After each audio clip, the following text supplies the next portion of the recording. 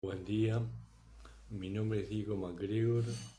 Hoy es el conversatorio número 31 en relación a es el conversatorio psicoanalítico número 31. Hoy vamos a continuar la segunda clase en relación al seminario 6, el deseo y su interpretación, en donde Lacan busca articular el, el primero y el segundo piso del grafo, y todo lo que tiene que ver con la articulación de lo simbólico y lo imaginario. Dice Lacan que el grafo es un punto de referencia que distingue lo primitivo, el deseo y el inconsciente.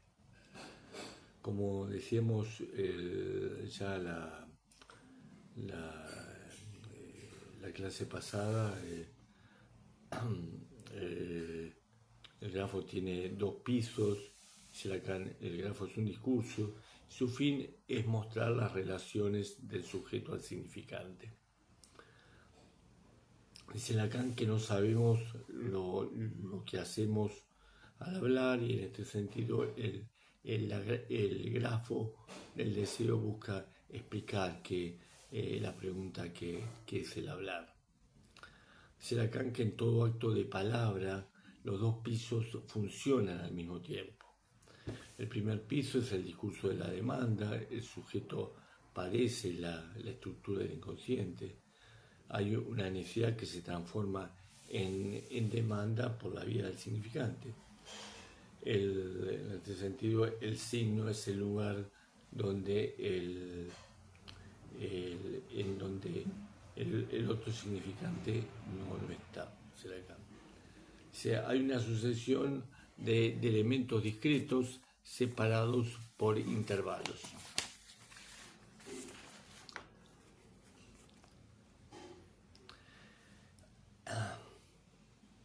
La cuestión que dice Lacan que el niño adquiere ese otro del lenguaje por identificación primaria. En el sentido de la madre es quien da la firma de esa articulación significante, porque le habla al niño justamente.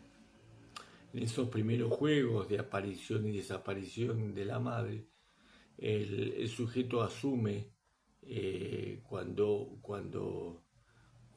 puede el acto de hablar en el segundo piso del grafo, en tanto ye, dice Lacan, en el sentido del no yo imaginario. En este sentido, Lacan, en su crítica al sujeto cartesiano, dice que no se trata del yo pienso, del moi, del soy, sino del sujeto articulado a un discurso. Ese ye, dice, que está oculto como función vocativa, imperativa. Ese sujeto va a recibir el mensaje bajo una forma invertida. En ese sentido, todo discurso es discurso del gran otro, incluso cuando el sujeto lo sostiene.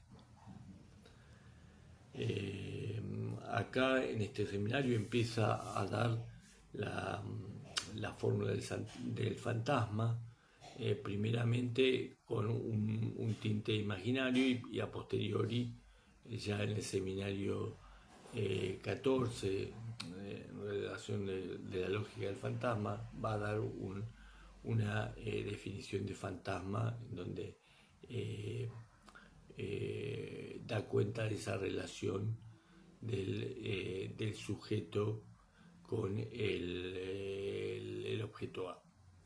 Dice Lacan acá en el seminario 6 que el fantasma es la pregunta que me quiere el otro en cuanto a respuesta del otro al acto del sujeto.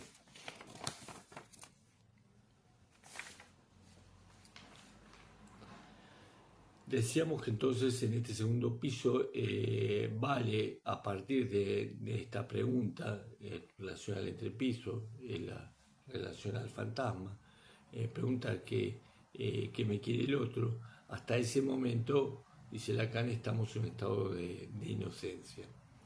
A partir de ese momento hay puntos de cruce y posibilidad de opacidad en el sentido de tener un poco de filtro. La cuestión que la situación del sujeto del inconsciente es el no soy, a diferencia del pienso soy cartesiano, en el sentido de que es el que no sabe cómo habla, que es lo que nos pasa a los neuróticos. No sabe el mensaje que le llega de la respuesta a su demanda en el campo del fantasma, fundamental, y justamente el recorrido del análisis es el recorrido del fantasma de cada sujeto. Dice Lacan que se trata de situar el deseo en el segundo piso del grafo en cuanto a sus significantes inconscientes para cada sujeto, y hay un mensaje en la respuesta del que me quiere al otro, que es la pregunta en relación al fantasma. Significa esto el lugar donde el sujeto desciende en frente de ese objeto A, que significa el fantasma que va a ser, la relación del sujeto al fantasma va a ser distinta de la relación del sujeto al yo, en relación a esa idea que en el grafo del deseo lo ubicaría en el subsuelo del grafo, que todo esto daría lugar a la explicación del sujeto dividido. Ahí se produce, dice Lacan, la alianza entre los dos discursos, el enunciado y la enunciación.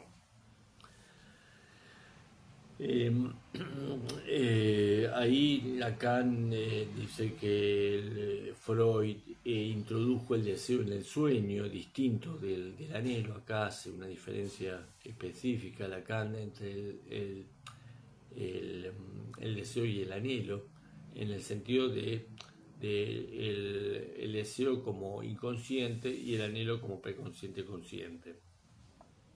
Dice Lacan que cuando hablamos de deseo, hablamos justamente de deseo sexual, que en el sueño es lo que se reencuentra.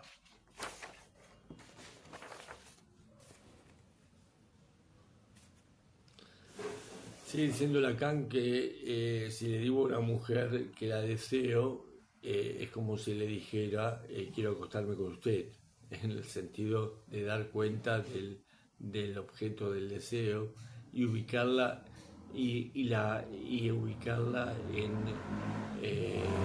mi fantasma.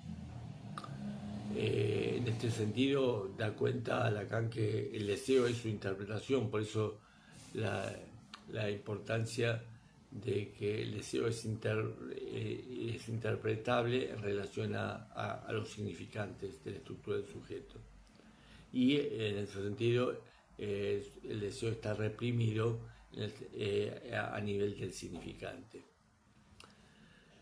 Dice Lacan que cuando habla el sujeto no sabe lo que es hablar, era lo que venimos diciendo, y da cuenta que tenemos un discurso impuesto en relación al descubrimiento del inconsciente. Si bien podemos decir que, digamos, en los neuróticos tenemos un discurso impuesto, pero de distinta manera que en la psicosis. Y esto, bueno, llevaría toda una clase en relación a esta diferencia de la neuropsicosis en relación al discurso impuesto. Dice Lacan que todos los sueños exigen una interpretación sexual que da lugar al interjuego de la demanda y este deseo, como decíamos, está en relación a los significantes. La cuestión, dice Lacan, leyendo a Freud, que el deseo se mantiene en el sueño y en el sueño el sujeto suspende esa realidad de la vigilia. En el sentido, Lacan dice que el deseo es un deseo de muerte frecuentemente que busca su satisfacción en relación al anhelo. Continúa diciendo Lacan que se satisface ese ser, ese moi, en cuanto satisfacción oral, es satisfacción verbal. Es decir, se trata de un representante de la representación que en realidad es el representante de la representación a nivel preconsciente consciente, es el representante de la pulsión a nivel del inconsciente. Ese representante de la representación es el equivalente al significante.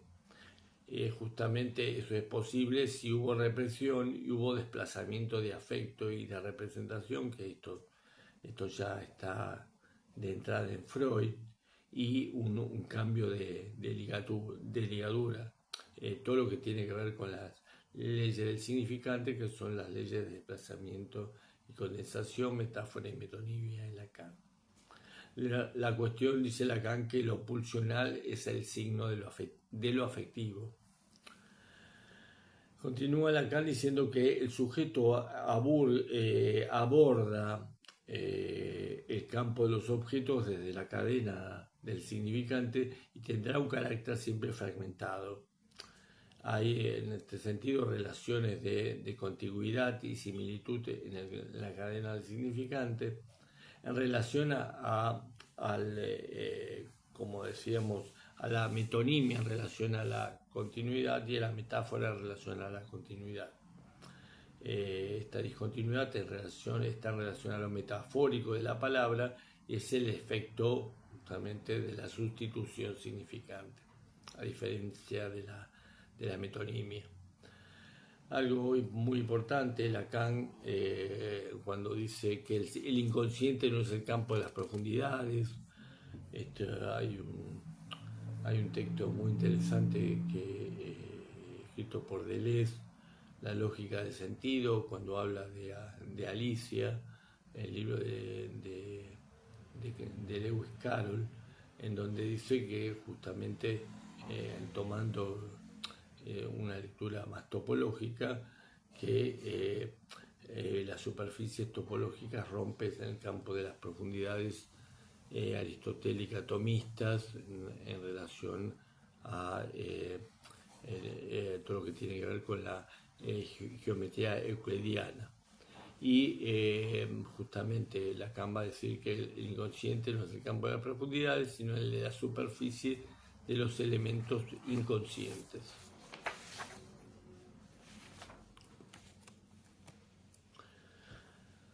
Por otra parte, va a decir Lacan que lo reprimido es el representante de la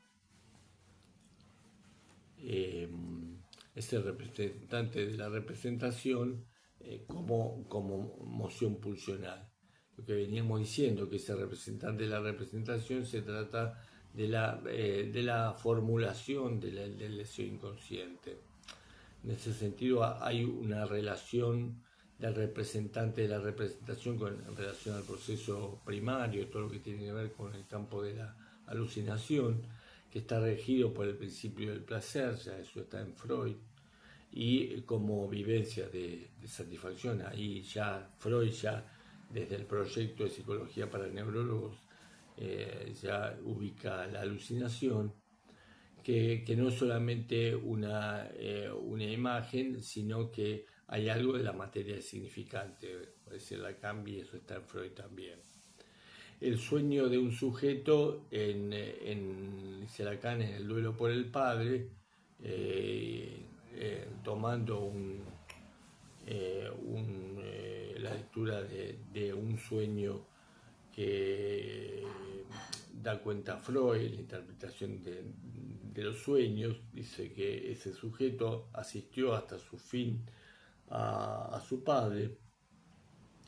Hay toda una presentación del sueño, dice, en el sueño del sujeto el padre se presenta vivo a pesar del dolor de saberlo muerto, pero dice Lacan, pero él no sabía.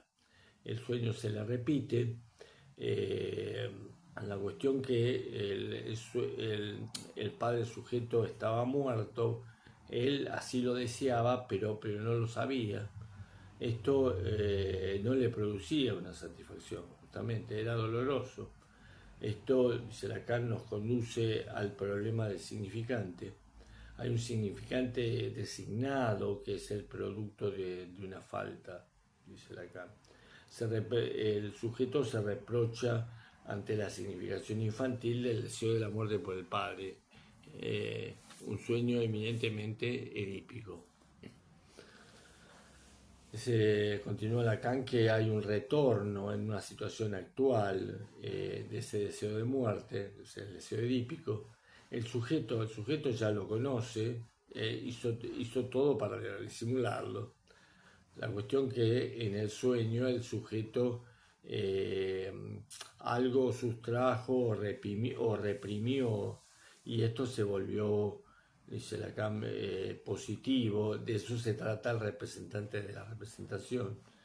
Pero dice Lacan que es una forma vacía de sentido, según su deseo, en la relación a la instauración del significante. Por eso decimos que hay un deseo de muerte edípico en relación a este sueño, que se trata de un deseo sexual, en ese sentido, sexual, sentido amplio, como lo lee Freud.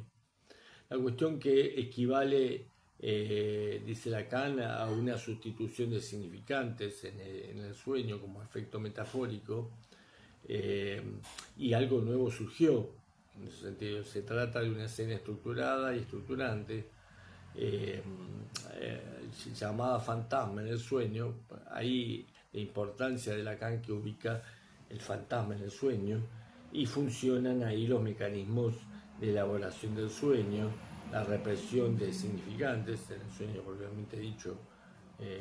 Esto es eminentemente freudiano, en donde están las relaciones entre los significantes, en este caso de este sueño, en donde el padre estaba muerto, pero él decía que no lo sabía, pero esto era según su deseo.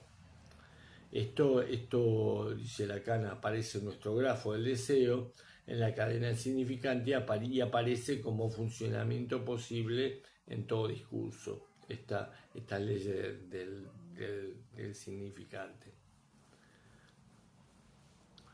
Dice Lacan también que la forclusión, que es un mecanismo eminentemente psicótico, se distingue de la negación, tanto discordancial como no discordancial, porque en la forclusión hay una invasión no sustitutiva. En cambio, en la segunda aparece esta posibilidad de sustitución.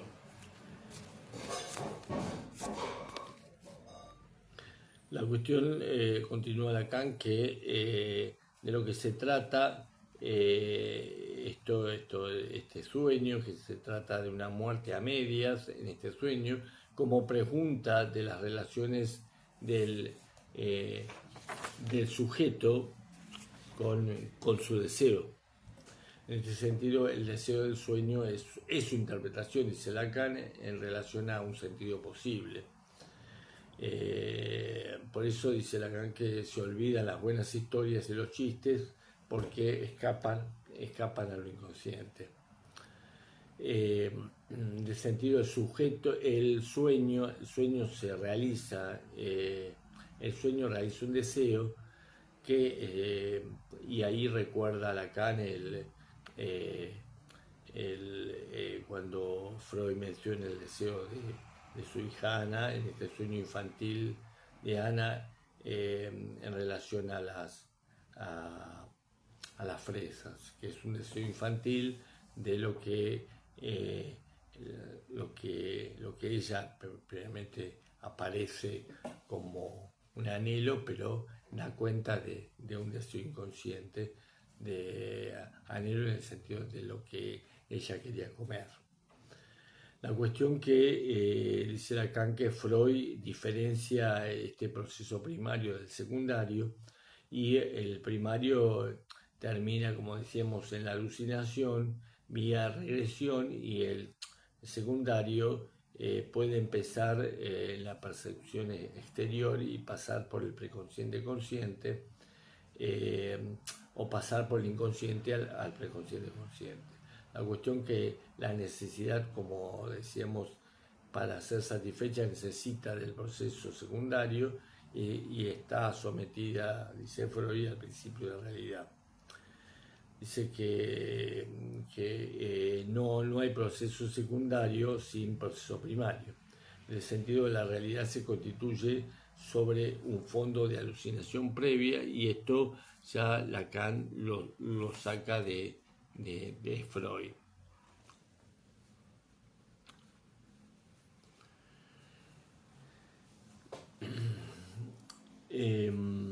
Por otra parte, va a decir Lacan que el aparato psíquico freudiano está en relación a las inscripciones que se suceden en las relaciones de simultaneidad, y otras están ordenadas por sucesión de inscripciones. En ese sentido, Lacan dice que hay toda una topología del significante en relación al paso del proceso primario al secundario, y que esas representaciones tienen una organización significante en el cual el proceso primario se dirige a la búsqueda de un objeto a reencontrar. Es el objeto perdido freudiano, que ya, digamos, acá lo empieza a conceptualizar desde el seminario 4. Está en relación, en principio, al principio del placer. Hay toda una topología de la represión en la estructura del significante. Será acá. La parte superior del grafo, la cuestión de la enunciación, se representa en la cadena de elementos discontinuos del significante, mientras que la parte inferior de la cadena, el enunciado, representa elementos continuos al nivel de la demanda, que participa, dice, en la unidad de frase en relación a lo que se ha llamado la función de la holofrase. Está en relación con la interjección, lo que tiene que ver con